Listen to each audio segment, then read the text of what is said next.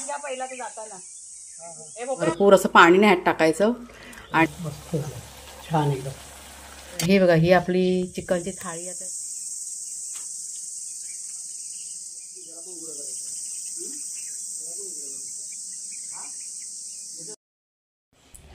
Good morning, शुभ सकाळ। वाजले सकाळचे 6:30 पावणे 7 आणि नेहमीप्रमाणे आपलं गार्डनचं काम चालू झालेलं आहे। सकाळी सकाळी इतकं प्रसन्न वाटतं ना गार्डनचं काम करायला, जी ऊर्जा असते ना ती दिवसभरात तुम्हाला म्हणजे कोणत्याही वेळेत मिळणार नाही। तर इथे आज फुलं काढण्यापासून सुरुवात केली। चाफ्याची फुलं इतकी सुंदर आपल्या बागेमध्ये फुललेली आहेत, परत मोगरा आणि सर्व फुलं इथे काढून घेतली। गजरा करायचा होता। नंतर पक्ष्यांना नेहमीप्रमाणे हे खायला घातलेलं आहे। त्यांचं जे पाण्याचं भांडं आहे ना ते रिकामी केलं आणि दुसरं पाणी भरून ठेवलं। इथे कुणालच्या बाबांचं पण गार्डनमध्ये की नाही काम चालू होतं। त्यांचं छोटं मोठं रोजच्या रोज काही ना काही चालू आहे।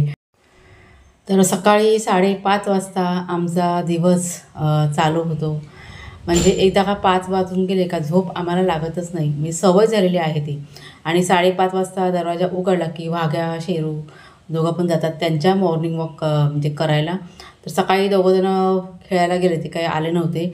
आम्ही आमचं इथे काम बघा चालू केलेलं आहे।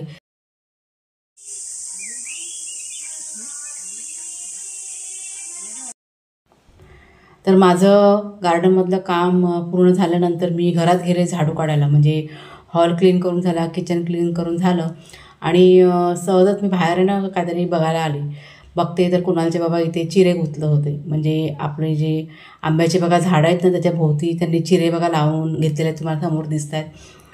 तर ते बघितलं मी आणि मला एकदम कसतरीच झालं। म्हणजे खूप वाईट वाटत होतं या गोष्टीचं की ह्या वयात त्यांना असे मोठे मोठे चिरे गुंतल्याला लागतात। त्यांना मी सांगावं की नका उचलू तुम्ही, आपण कुठेतरी मजूर करूया आणि करूया म्हणून, पण ते काय ऐकायला तयार नव्हते। आम्ही की नाही मजूर बघतो ही कामं करायला, पण कोण मिळत नाही आहे सध्या। सगळेजण बिझी आहेत त्यांच्या कामामध्ये, त्याच्यामुळे जसं जमेल तसं थोडं थोडं त्यांचं काम की नाही रोजच्या रोज चालू आहे। आता हा जो चिरा आहे तो भरपूर असा वजन असतो, म्हणजे मी उचलण्याचा प्रयत्न केला पण माझ्याने काही उचलायला म्हणजे होतच नव्हतं। तर त्याच्यामुळे ते ना माझ्यावरती ओरडत होते की तू करू नकोस, मी करतोय ना, मी हळूहळू सांभाळून सगळं करतोय। पण मला अशी चिंता लागून म्हणजे वाटते बघा, कोणाला पण चिंता वाटतेच की एवढा मोठा दगड आहे तो उचलायचा आणि या एजमध्ये काही झालं, हात वर लचकला। त्या भीतीमुळे मी त्यांना सांगत होते की नका राहू दे, आपण नंतरला सावकाश हळूहळू करूया। तरी पण त्यांनी 10 ते 15 चिरे उचलून हळूहळू ते तिकडे आंब्याचं बघा ते समोर तुम्हाला झाड दिसेल ना तिथे नेऊन टाकले होते। ते साईडला ते चिरे लावायचे होते। तरी पण मी थोडा वेळ तिथे रेंगाळत राहिले की माझ्याने काही त्यांना मदत होते का हे असं मी बघत होते। पण शेवटी त्यांनी मला ओरडून ओरडून घरी पाठवून दिलं, कारण घरातलं माझं जे काम आहे ना झाड वगैरे काढायचं ते बाकी होतं। तर सध्या आपल्याकडे कुठली कामं चालू आहेत ते तुम्हाला मी सांगते थोडंफार।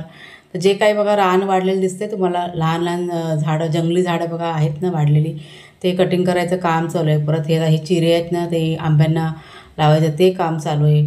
परत अधूनमधून छोटी छोटी झाडं आहेत त्यांचं खत पाणी चालू आहे। म्हणजे जसं त्यांना वेळ मिळेल त्याप्रमाणे त्यांचं चालू आहे। प्लस लाकडं तोडायचं काम पण काल संध्याकाळपासून चालू केलेलं आहे। आता लाकडं काही आपल्याला काही फारशी नाही तोडायची, तर समोर तुम्हाला बघा दिसत आहेत त्या चिऱ्यांच्या इथे लाकडं पण थोडीफार जमा केलेले आहेत।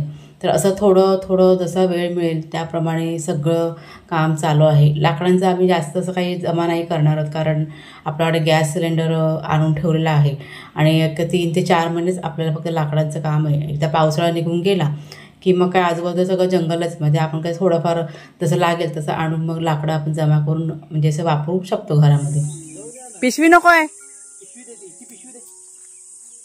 कुठे गेली पिशवी? कुठली पिशवी? अरे ती होती ना आपली काल पिशवी, हँडल भोपाळ्याच्या बाबा ती हँडल पिशवी कुठे आहे? घरात बा आहे बरं तिच्या इथे किचन मध्ये।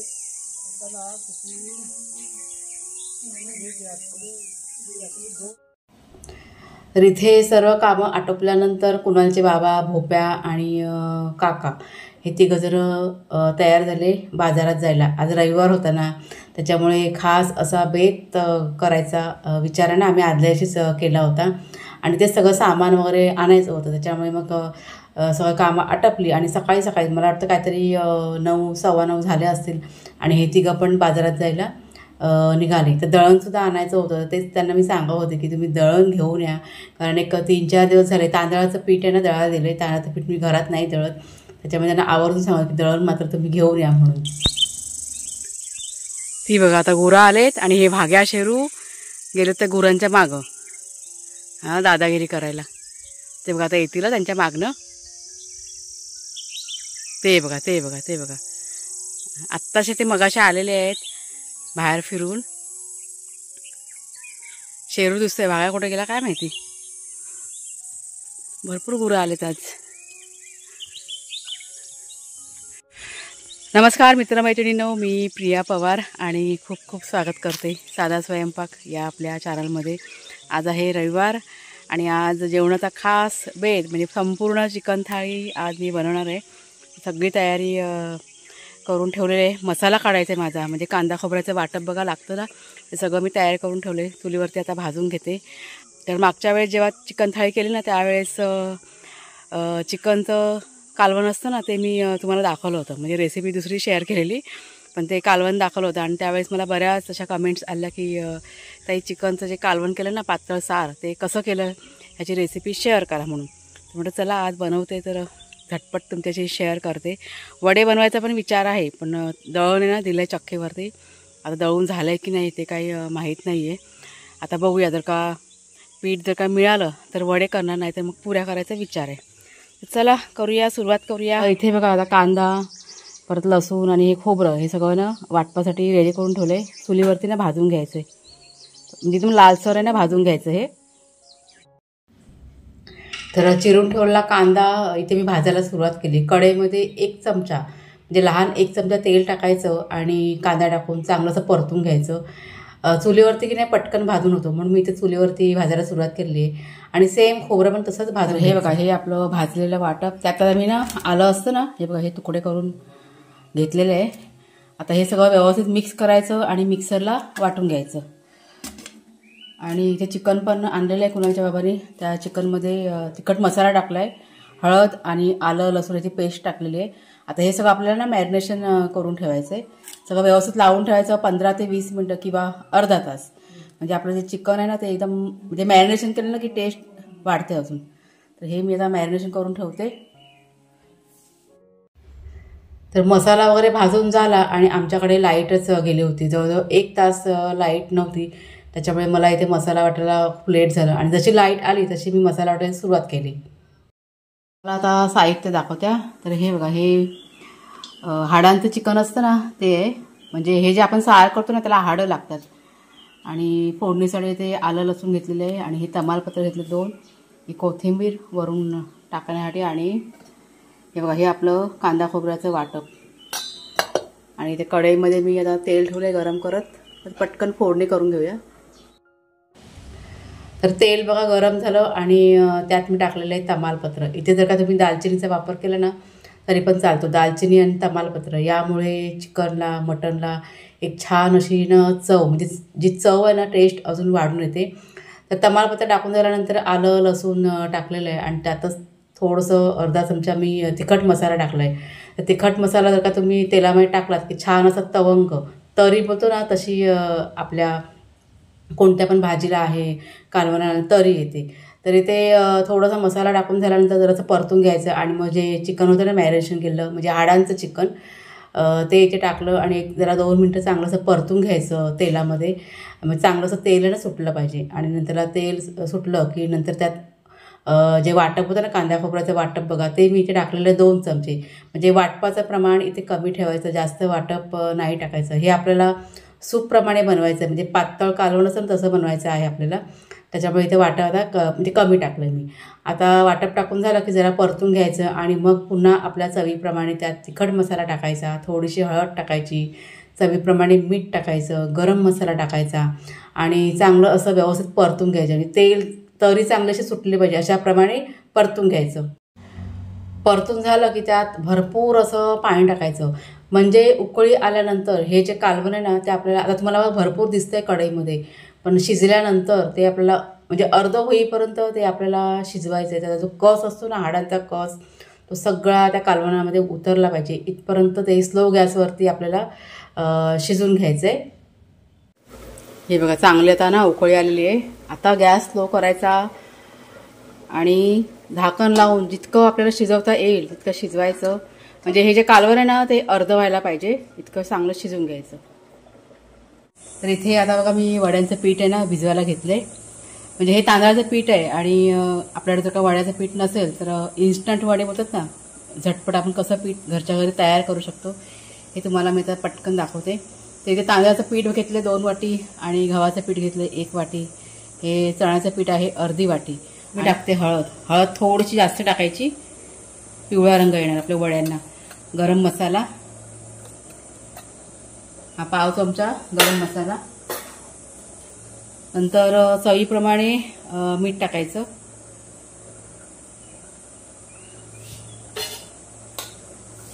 आता हे सगळं व्यवस्थित मिक्स करून घ्यायचं आणि गरम पाणी घ्यायचं. म्हणजे एकदम जास्त गरम पण नाही आणि जास्त थंड पण नाही, असं कोमट पाणी असतं ना तसं घ्यायचं. इथे मी घेतलेलं आहे.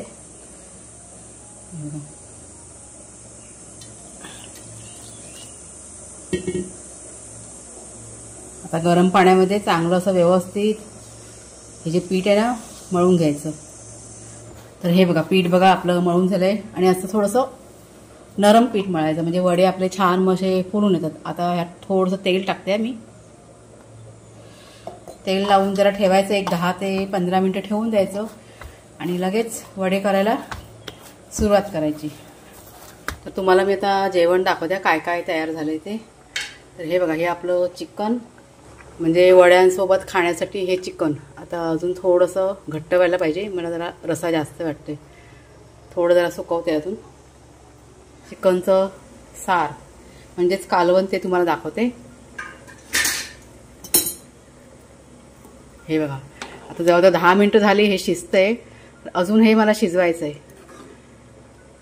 बघा हे असं पातळ झालं पाहिजे. म्हणजे सर्दी वगैरे कोणाला जर का असेल, म्हणजे थंडीमध्ये हे खूप बेस्ट आहे. आता गरमी आहे म्हणून ठीक आहे, गरमीमध्ये हे जास्त नसतं खायचं, पण थंडीमध्ये सर्दी खोकला असेल तर असं हे सूप बनवायचं आणि प्यायचं. सगळी सर्दी खोकला गायब होऊन जातो आपला.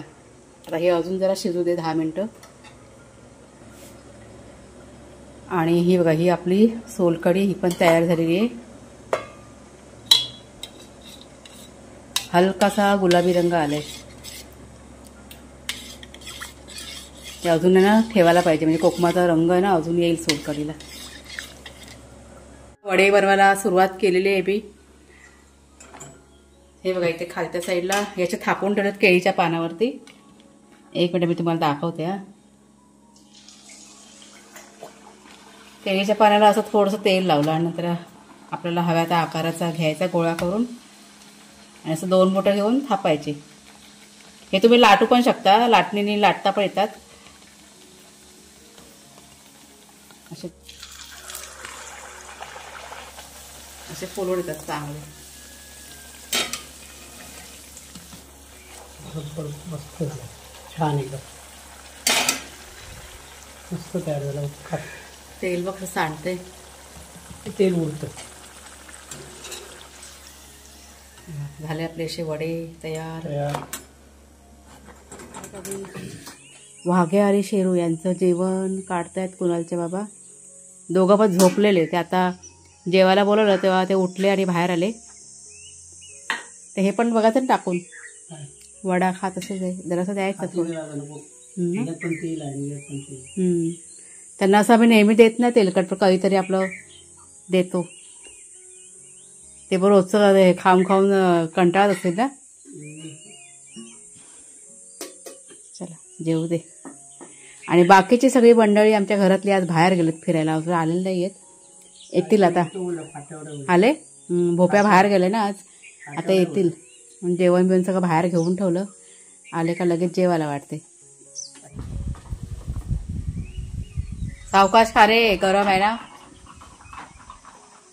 तर हे बघा ही आपली चिकनची थाळी आता मी इथे वाढली. ही बघा ही रेसिपी जी तुमच्याशी मी शेअर केलेली. रसा, हे आपलं चिकन, हे वडे, कांदा जोडीला, भात आणि ही आपली सोलकढी.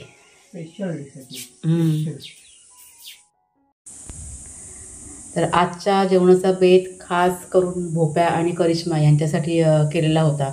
त्यांना यायला की नाही उशीर होणार होता, म्हणजे एक 15 ते 20 मिनटं अजून जाणार होते. म्हणून मग कुणालच्या बाबांना इथे मी जेवायला वाढले आणि लवकरच आता भोप्या आणि करिश्मा इथून जाणार आहेत मुंबईला. त्याच्यामुळे मग हा जेवणाचा बेत आहे ना मी आज केला होता. तर इथे दोघं जण आले आणि मग इथे आम्ही सगळेजण मग एकत्र जेवायला बसलो. मग किती ढग भरले बघ पावसाचे. पाऊस काय पडला नाही. पडेल आता तू बघ. पडेल तुझा नेटवर्क होऊ दे पटापट. हे काम पटकन झालं तर नाही पडलं तर बघ समोर बघ त्या साईडला किती ढग भरलेत बघ. दिसतंय बापरे. पडू दे बाबा पाऊस. कुठे हे त्या आयुष्यच आहे.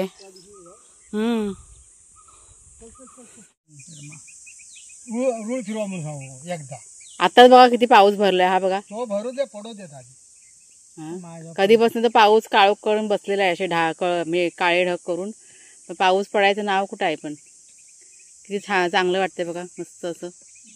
गायब आमच्या इथेच पडत नाही. रत्नागिरीत पडलो, कणकवलीत पडलो. कसं काळं काळं दिसतंय ढग. वातावरण कधी बनतंय. 2-4 दिवस झाले. 2-3 दिवस झाले. पण पाऊस काय आमच्या इथे पडत नाही. बाकी कणकवलीला रत्नागिरीला वगैरे पाऊस पडते. आमच्या तरळ्यात म्हणजे काल पडलेला थोडासा पडला मार्केटच्या इथे. आमच्या इथे वाघाच्या वाडीवर पवारवाडीवरती नाही पाऊस पडते. असं आहे सगळं. तर चला आता काय व्हिडिओची एंडिंग करूया. कसा वाटला व्हिडिओ जरूर सांगा कमेंट करून. बाय बाय सर्वांना. नमस्कार मंडळी.